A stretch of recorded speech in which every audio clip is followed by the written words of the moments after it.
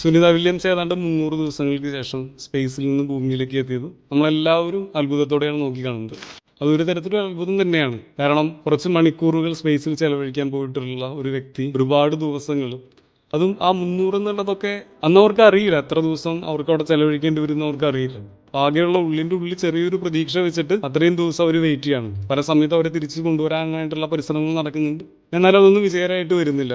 അങ്ങനെ അവർ തിരിച്ചു വന്ന് നമ്മൾ കണ്ടു. പക്ഷെ ഞാൻ ശ്രദ്ധിച്ചൊരു കാര്യം എന്ന് പറയുന്നത്, അവരവിടെ സ്പേസിൽ നിന്ന് ഷെയർ ചെയ്തിട്ടുള്ള ഫോട്ടോയിലായിരുന്നു, അവർ തിരിച്ചെത്തിയിട്ടുള്ള അവരുടെ ചിത്രങ്ങളിലായിരുന്നു തന്നെ അവരുടെ മുഖത്ത് നല്ലൊരു സ്മൈൽ ഉണ്ട് എപ്പോഴും.